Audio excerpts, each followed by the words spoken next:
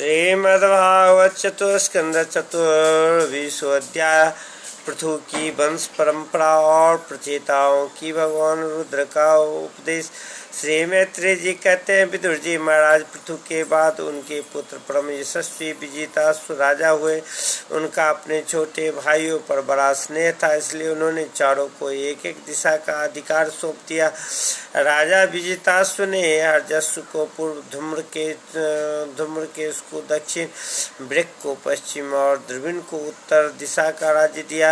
उन्होंने इंद्र से अंतर्धान होने की शक्ति प्राप्त की थी, इसलिए उन्हें अंतर्धान भी कहते थे। उनकी पत्नी का नाम शिखंडिनी था। उससे उनके 3 सुपुत्र हुए। उनके नाम पावक, पवमान, सूची थे। पूर्व काल में वशिष्ठ जी का शाप होने से उपयुक्त नाम के अग्नियों ने ही उनके रूप में जन्म लिया था। आगे चलकर जोग मार्ग से ये फिर अग्नि रूप हो गए। अंतधान के नवस्वती नाम की पत्नी से एक और पुत्र रत्न हविधान प्राप्त हुआ। महाराज अंतधान बड़े उदार पुरुष थे। जिस समय इंद्र उनके पिता के अश्वमेध यज्ञ का घोड़ाहार कर ले गए थे, उन्होंने पता लग जाने पर भी उनका वध नहीं किया था। राजा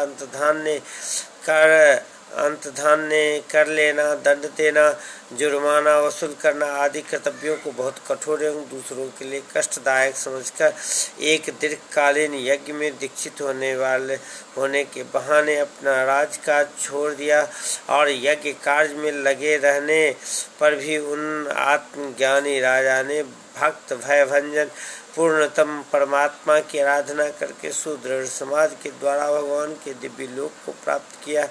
विदुर जी, हविधान की पत्नी हविधानी ने बैखाद, गय, शुक्ल, कृष्ण, सत्य और जीत व्रत नामक 6 पुत्र पैदा किए। कुरुश्रेष्ठ विदुर जी, इनमें हविधान के पुत्र महाभाग वैखाद यज्ञादि कर्मकांड और योगाभ्यास में कुशल थे। उन्होंने प्रजापति का पद प्राप्त किया। उन्होंने एक स्थान के बाद दूसरे स्थान में लगातार इतने यज्ञ किए कि यह सारी भूमि पूर्व की ओर अग्रभाग करके फैलाए हुए कुशों से पट गई थी। इसी से आगे चलकर वे प्राचीन वही नाम से विख्यात हुए। राजा प्राचीन वही ने ब्रह्मा जी के कहने से समुद्र की कन्या सतद्रुति से विवाह किया था। सर्वांग सुंदरी किशोरी सद्रुति सुंदर वस्त्राभूषणों से सज धज कर विवाह मंडप में जब भंवर देने के लिए घूमने लगी, तब स्वयं अग्निदेव भी मोहित होकर उसे वैसे ही चाहने लगे जैसे सुकी को चाहा था। न विवाहित सद्रुति ने अपने नुपुरों की झनकार से ही दिशा विदिशाओं के देवता, असुर, गंधर्व, मुनि, सिद्ध, मनुष्य, नाग सभी को वश में कर लिया था। सद्रुति के गर्भ से प्राचीन वही के प्रचेता नाम के 10 पुत्र हुए। ये सब बड़े ही धर्मागित तथा एक से नाम और आचरण वाले थे।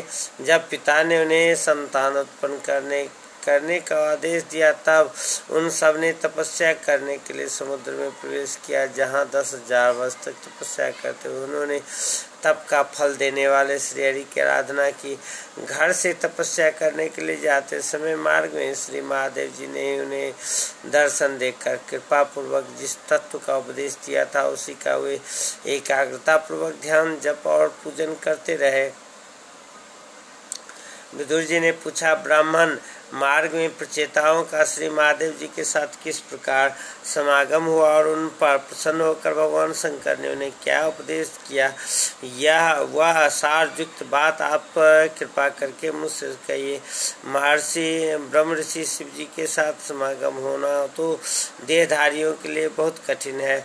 औरों को तो बात ही क्या है, मुनिजन भी सब प्रकार की आसक्ति छोड़कर उन्हें पाने के लिए उनका निरंतर ध्यान ही क्या करते हैं, किंतु सहज में पाते नहीं।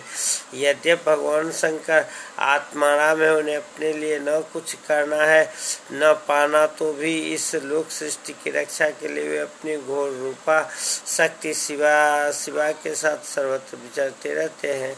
श्री मैत्रेय जी कहते हैं, मैत्रेय जी ने कहा, विदुर जी, साधु स्वभाव प्रचेतागण पिता की आज्ञा श्रद्धाज कर तपस्या में चित्त लगा पश्चिम की ओर चल दिए। चलते चलते उन्होंने समुद्र के समान विशाल एवं सरोवर देखा।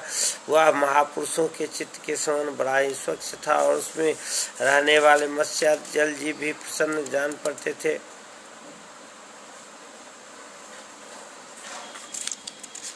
उसमें नील कमल, लाल कमल, रात में, दिन में और सायंकाल में खिलने वाला कमल तथा इंदिवर आदि अन्य कई प्रकार के कमल सुशोभित थे। उसके तटों पर हंस, सारस, चकवा, कांडव आदि जल पक्षी चहक रहे थे। उसके चारों ओर तरह तरह के वृक्ष और लताएं थी। उन पर मतवाले भौरे गूंज रहे थे। उनकी मधुर ध्वनि से हर्षित होकर मानो उन्हें रोमांच हो रहा था। कमल कोष के पराग पुंज वायु के झकोरों से चारों ओर उड़ रहे थे, मानो वहाँ कोई उत्सव हो रहा है। वहाँ मृदंग, पनाव आदि बाजों के साथ अनेकों दिव्य राग रागनियों के क्रम से गायन की मधुर ध्वनि सुनकर उन राजकुमारों को बड़ा आश्चर्य हुआ। इतने में उन्होंने देखा कि देवादेव भगवान शंकर अपने अनुचरों के सहित उस सरोवर से बाहर आ रहे हैं। उनका शरीर तपी हुई स्वर्ण राशि के समान कांतिमान है, कंठ नील वर्ण है तथा 3 विशाल नेत्र है। वे अपने भक्तों पर अनुग्रह करने के लिए शेष गा रहे हैं। उनका सहसा दर्शन पाकर प्रचेताओं का बड़ा कुतूहल हुआ और उन्होंने शंकर जी के चरणों में प्रणाम किया। तब शरणागत भयहारी धर्म वत्सल भगवान शंकर ने अपने दर्शन से प्रसन्न हुए। उन धर्मज्ञ और शील संपन्न राजकुमारों से प्रसन्न होकर कहा, श्री महादेव जी ने बोले, तुम लोग राजा प्राचीन वही के पुत्र हो, तुम्हारा कल्याण हो। तुम जो कुछ करना चाहते हो वह भी मुझे मालूम है। इस समय तुम लोगों पर कृपा करने के लिए ही मैंने तुम्हें इस प्रकार दर्शन दिया है। जो व्यक्ति और व्यक्ति प्रकृति तथा जीव संज्ञक पुरुष इन दोनों के नियामक भगवान वासुदेव की साक्षात शरण लेता है वह मुझे परम प्रिय है। अपने इन दोनों के नियामक भगवान वासुदेव की साक्षात शरण लेता है। जीव और जीव आत्मा के सेवा करक ले जे भगवान वासुदेव के माने कृष्ण के सेवा में जाय छथि से सबसे प्रिय है। वह मुझे परम प्रिय है। महादेव कृष्ण के जे भक्त छथि से हमर परम प्रिय भक्त से प्रिय छथि। अपने वर्णाश्रम धर्म के भलीभांत पालन करने वाला पुरुष जो जन्म के बाद ब्रह्मा के पद को प्राप्त होता है, इससे भी अधिक पुण्य होने पर वह मुझे प्राप्त होता है।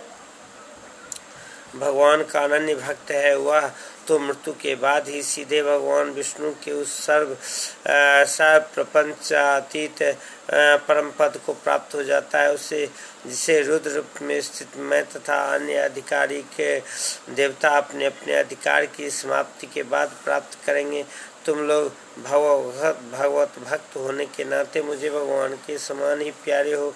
इसी प्रकार भगवान के भक्तों को भी मुझसे बढ़कर और कोई कभी प्रिय नहीं होता।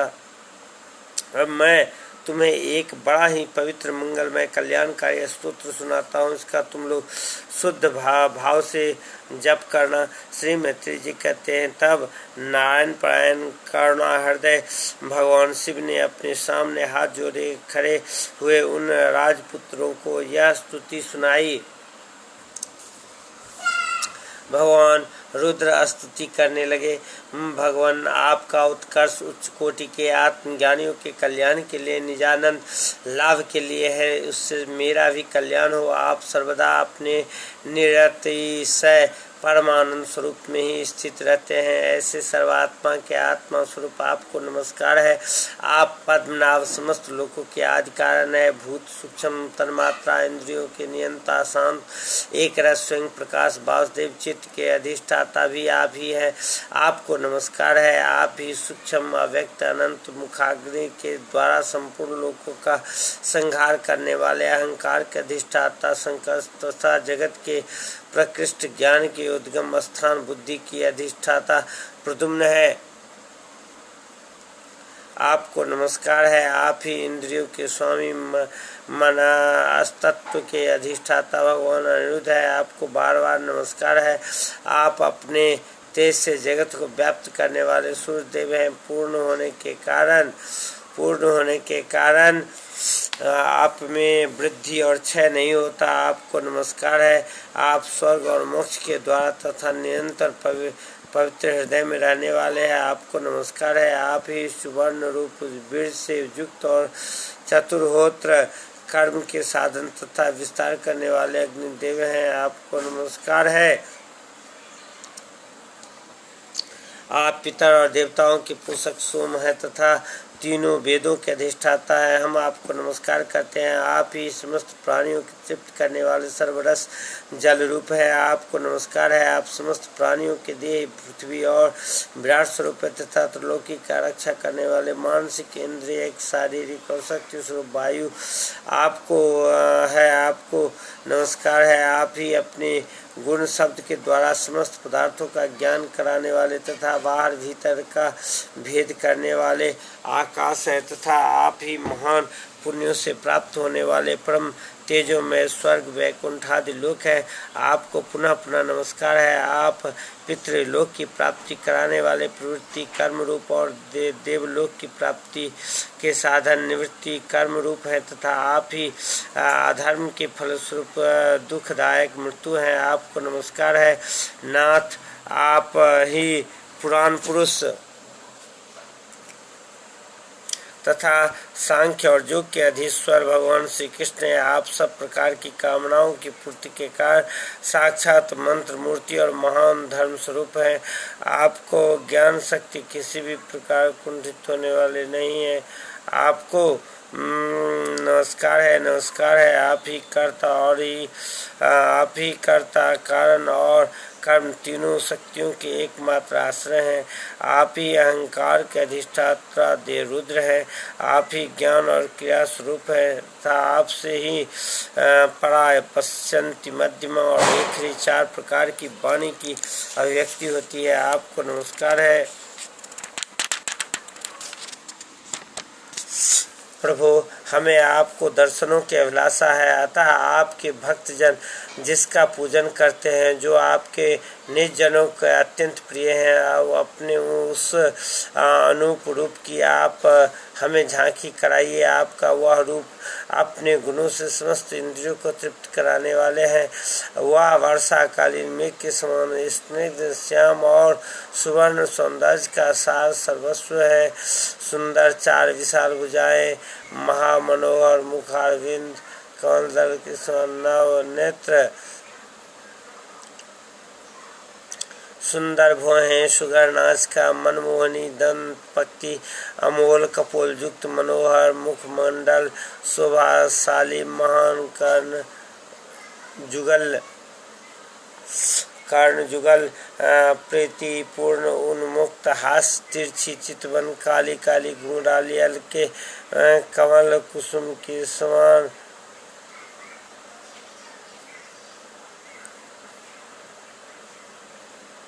पीताम्बर झिलमिलाते हुए, कुंडल चमचमाते हुए, मुकुट, कंगन, हार, नुपुर और मेखला आदि विचित्र आभूषण तथा शंख चक्र गदा पद्म बनमाला कौस्तुभ मणि के कारण उनकी अपूर्व शोभा उसके सिंह के समान स्थूल कंधे हैं, जिन पर हार, केयूर और कुंडलादि की कांति झिलमिलाती रहती है तथा कौस्तुभ मणि की कांति से सुशोभित मनोहर ग्रीवा है। उसका श्यामल वक्षस्थल श्रीवत्स चिन्ह के रूप में लक्ष्मी जी का नित्य निवास होने के कारण कसौटी की शोभा को भी मात करता है। उसका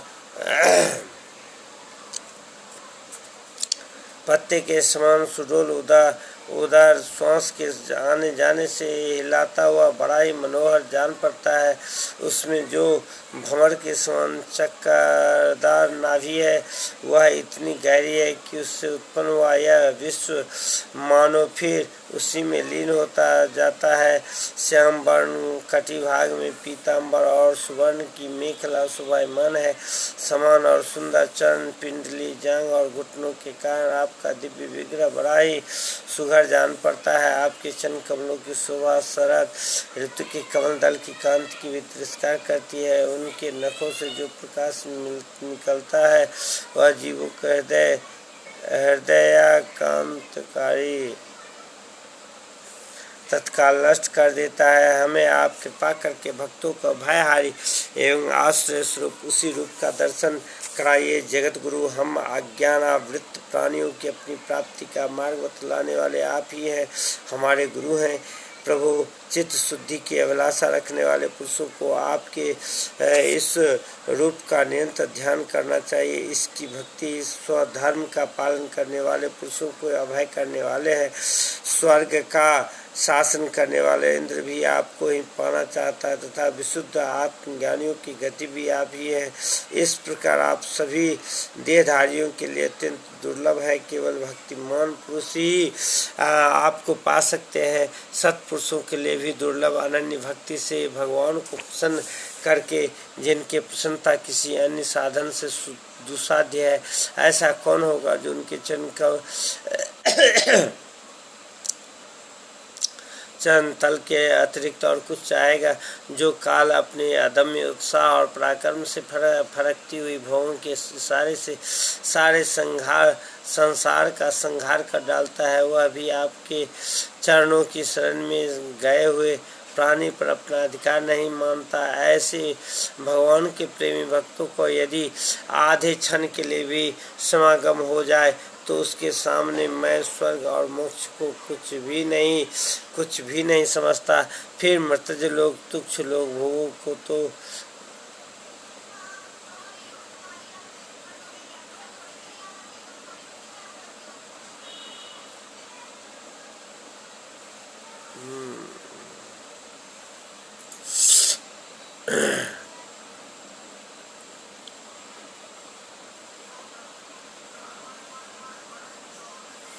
मोक्ष को कुछ नहीं समझता। फिर मर्तज लोग को, तुच्छ भोगों को तो बात ही क्या है। प्रभु, आपके चरण संपूर्ण पाप राशि को हर लेने वाले हैं। हम तो केवल यही चाहते हैं कि जिन लोगों ने आपकी कीर्ति और तीर्थ गंगा जी में आंतरिक और बाह्य स्नान करके मानसिक और शारीरिक दोनों प्रकार के पापों को धो डाला है, हाँ, जो जीवों के प्रति दया, राग, द्वेष रहित चित्त तथा सरलता आदि गुणों से युक्त है, उन आपके भक्त जनों का संग हमें सदा प्राप्त होता रहे। यही हम पर आपकी बड़ी कृपा होगी। जिस साधक का चित्त भक्ति योग के अनुग्रहित एवं विशुद्ध होकर न तो बाह्य विषयों में भटकता है और न अज्ञान गुह रूप प्रकृति में लीन होता है, वह अनायास ही आपके स्वरूप का दर्शन पा जाता है, जिसमें यह सारा जगत दिखाई देता है। जो स्वयं संपूर्ण जगत में भास रहा है वह आकाश के समान विस्तृत और परम प्रकाश में ब्रह्म तत्व आप ही हैं। भगवान, आपकी माया अनेक प्रकार के रूप धारण करती है। इसी के द्वारा आप इस प्रकार जगत की रचना, पालन और संहार करते हैं, जैसे यह कोई शुद्धस्त हो, किंतु इससे आप में किसी प्रकार का विकार नहीं होता। माया के कारण दूसरे लोगों में ही भेद बुद्धि उत्पन्न होती है। आप परमात्मा पर वह अपना प्रभाव डालने वाले असमर्थ होती है। आपको तो हम परम स्वतंत्र ही समझते हैं। आपका स्वरूप पंचभूत, इंद्रिय और अंतःकरणों के बैरक रूप से उपलक्षित होता है। जो कर्म जो पुरुष सिद्ध प्राप्त करने के लिए तरह तरह के कर्मों द्वारा जगत के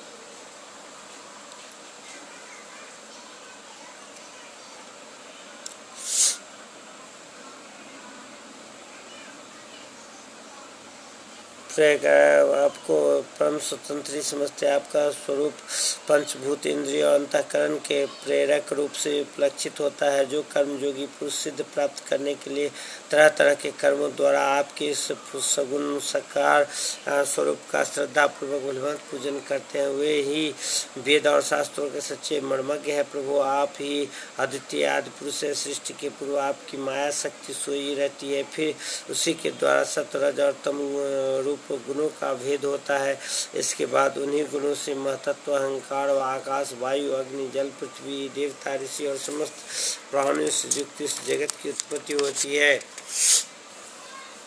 फिर आप अपनी ही माया शक्ति से रचे हुए इन जरायुज, अंडा, स्वदेज और उद्भिज से 4 प्रकार के शरीर में अंश रूप से प्रवेश कर जाते हैं। जिस प्रकार मधुमक्खियाँ अपने ही उत्पन्न किए हुए मधु का स्वादन करती है, उसी प्रकार वह आपका अंश उन शरीर में रहकर इंद्रियों के द्वारा इन तुच्छ विषयों को भोगता है। आपके इस अंश को ही पुरुष या जीव कहते हैं।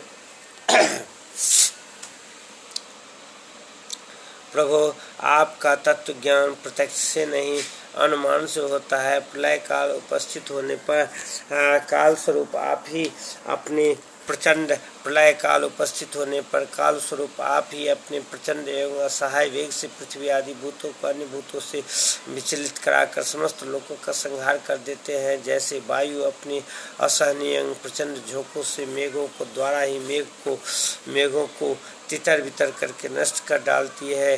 भगवान, यह मोहग्रस्त जीव प्रमादवश हर समय इसी चिंता में रहता है कि अमुक कार्य करना है, इसका लोभ बढ़ गया है और इसे विषयों की ही लालसा बनी रहती है।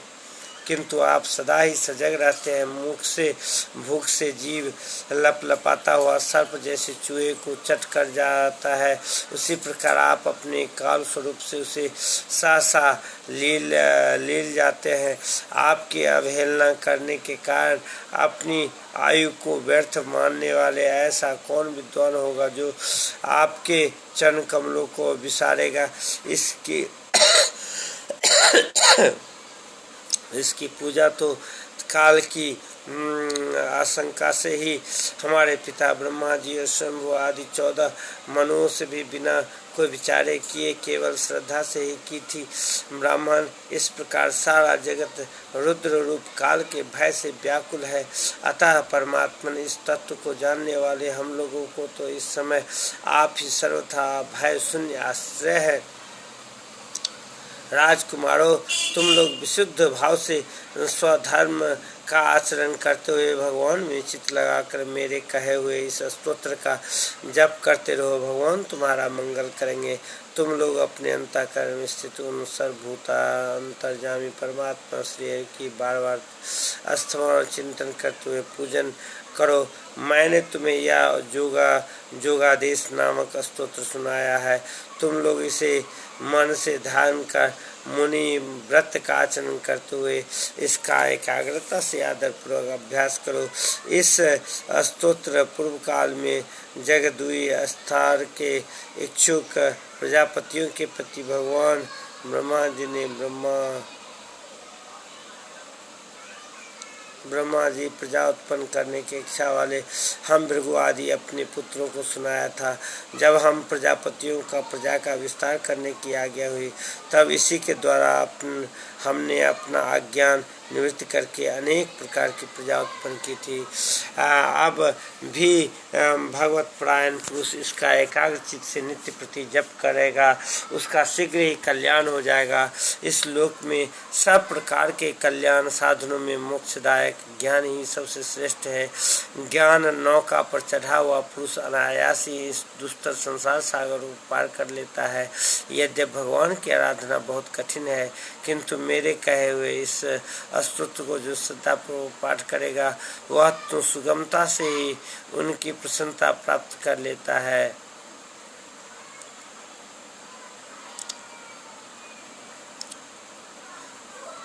प्राप्त कर लेगा। भगवान ही संपूर्ण कल्याण साधनों के एकमात्र प्यारे प्राप्त वह है। अतः मेरे गाए हुए इस स्तोत्र के गान से उन्हें प्रसन्न करके वह स्थिर चित्त होकर उनसे जो कुछ चाहेगा प्राप्त कर लेगा। जो पुरुष उत्साह काल में उठकर उसे श्रद्धा पूर्वक हाथ जोड़कर सुनता या सुनाता है, वह सब प्रकार के कर्म बंधनों से मुक्त हो जाता है। और राजकुमारों, मैंने तुम्हें जो यह परम पुरुष परमात्मा का स्तोत्र सुनाया है, इसे एकाग्र से अपने जब तुम महान तपस्या करो, तपस्या पूर्ण होने पर इसी से तुम्हें अभिष्ट फल प्राप्त हो जाएगा। इति श्रीमद्भागवते महापुराणे ब्रह्म संहितायां रुद्र गीत नाम 24वाध्यायः।